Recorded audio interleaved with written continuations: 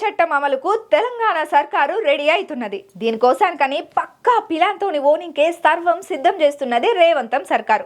Common మనిషికి సుతం అర్థమయ్యే రీతిలా సొంతంగా దరఖాస్తు చేసుకునేటట్టు గీ పోర్టల్ను డిజైన్ చేసినట్టు మనకెరుకైన ముచ్చట. అయితే కొత్తగా గీ భూభారతి చట్టం అమల్లా అప్గ్రేడ్ చేసిన ఏమున్నాయో తెలవాలంటే గీ వార్త మీరు పురాగా చూడాల్సిందే. భూభారతి చట్టం అమలుకు ప్రభుత్వం రంగం సిద్ధం చేస్తున్నదిలా సామాన్యులకు కూడా ఈజీగా అర్థమయ్యేటట్టుగా సొంతంగా దరఖాస్తు చేసుకునేటట్టుగా ప్రస్తుతం పోర్టల్ అయితే డిజైన్ చేస్తున్నట్టుగా తెలిసింది అయ్యా. ఇక సిర్ఫ్ 6 నుంచి 7 మాడ్యూళ్లు మాత్రమే ఉండేటట్టుగా అప్గ్రేడ్ చేయబోతున్నట్టుగా సమాచారం అయ్యా. అప్లికేషన్ల స్వీకరణ, పరిశీలన, స్లాట్ బుకింగ్స్, ఇక రిజిస్ట్రేషన్లకు కానీ ఎటువంటి తక్లీఫులు లేకుండానే టెక్నికల్ గా అప్గ్రేడ్ చేయాలని చెప్పి నిర్ణయం గట్టిగానే తీసుకున్నారని తెలిసింది అయ్యా.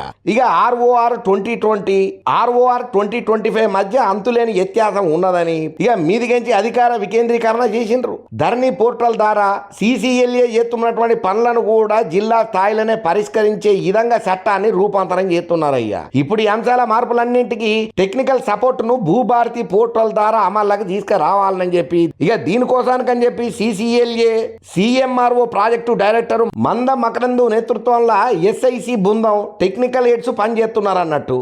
ఇక భూభారతి చట్టానికి అనుగుణంగా రూల్స్ తయారు చేసిండ్రయ్యా. CCLA ఆమోదం తెలిపింది. ఇక సీఎం రేవంత్ రెడ్డి సారు, మంత్రి పొంగులేటి శ్రీనివాసరెడ్డి సార్లు కూడా ఓకే చెప్పుడుతోనే పోర్టల్ ను తీర్చిదిద్దిండ్రయ్యా. ప్రభుత్వం చట్టాన్ని నోటిఫై చేసినటువంటి 15 రోజుల్లోనే అన్ని రకాల అంశాలను అమలు చేసేందుకు అవసరమైన టెక్నికల్ ఇష్యూను సాల్వ్ చేయొచ్చు అని చెప్పి అధికారులు అంటున్నారు.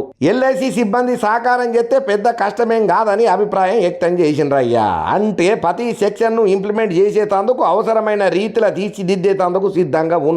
రూల్స్ కు తగ్గట్టుగా సర్క్యులర్లు జారీ చేస్తారు. దానికి అనుగుణంగా కలెక్టర్లు, RDOలు, తహసీల్దార్లు నోటీసులు జనరేట్ చేసేటట్టుగా రిపోర్ట్లు పంపేటట్లుగా డిజైన్ చేయబోతున్నారు. చట్టానికి తగ్గట్టుగానే మాడ్యూల్స్ ఉంటాయి.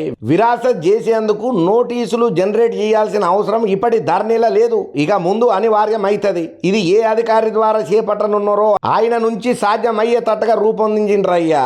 నోటీసులు, దర్యాప్తులు, రిపోర్టులు పంపేటట్లు ఏర్పాట్లు ఉంటాయి. అప్పీల్కు ఓనికే ఈలు కల్పిస్తారు. ప్రతిదీ పోర్టల్ ద్వారానే జరిపేందుకు అవసరమైన రీతిలో తయారు చేసేందుకు ప్లాన్ సిద్ధంగా ఉన్నట్లుగా అధికారులు చెప్తున్నారయ్యా. ప్రస్తుతం ధరణి పోర్టల్లో 33 మాడ్యూళ్లతో జనాన్ని కన్ఫ్యూజ్ చేస్తున్నారు. ఏ మాడ్యూల్ కింద అప్లై చేయాలన్నా దాని మీద కొందరు మీ సేవా నిర్వాహకులకు కూడా అర్థం కాని రీతిలో రూపొందించారయ్యా. దాంతో మళ్ళొక పారి అప్లై చేయాలని అనుకుంటా అప్లికేషన్ రిజెక్ట్ చేసిన ఉదంతాలు కూడా బాగానే ఉన్నాయి. ధరణి పోర్టల్ ద్వారా స్వీకరించినటువంటి ప్రతి దరఖాస్తుకు కలెక్టర్ బయోమెట్రిక్ తోని పరిష్కరిస్తే తహసీల్దార్ల సంతకాలే అత్తున్నాయి. ఎవరు ఫైనల్ చేస్తే వాళ్ళ సంతకంతోనే కూడిన పత్రాలు, పాసు పుస్తకాలు రావాలి. కానీ ధరణిలో మాత్రం కింది స్థాయి అధికారి డిజిటల్ సంతకం వచ్చేటట్లుగా రూపొందించిండ్రు. పేరుకుపోయిన దరఖాస్తులను పరిశీలించడం కలెక్టర్లకు సాధ్యం కాదు. అన్నిటికీ కింది స్థాయి రిపోర్టులే ఆధారం. వాటి ఆధారంగానే పరిష్కరిస్తున్నారు. ఇక సిర్పు అప్రూవ్ చేసి తహసీల్దార్ పంపితే డిజిటల్ సైన్ చేసేస్తారు. అయితే తహసీల్దార్ బయోమెట్రిక్ డిజిటల్కి ఇయ్యకపోయినా వాళ్ళ సంతకం వచ్చేటట్లుగా చేయడం ధరణి పోర్టల్లో ఉన్నటువంటి అతిపెద్ద పొరపాటు. ఇక పెండింగ్ మ్యూటేషన్ విషయంలో కూడా ఓ తహసీల్దార్ చెక్ లిస్టులా not recommended as the seller is not pattadar remark తోని పంపిండ్రు. కానీ ఇది అప్రూవ్ అయ్యింది. ధరణి పోర్టల్ ద్వారా అందిన దరఖాస్తులను పరిష్కరణ చేసేందుకు పూర్తి బాధ్యతను కలెక్టర్లకు ఇచ్చిండ్రు.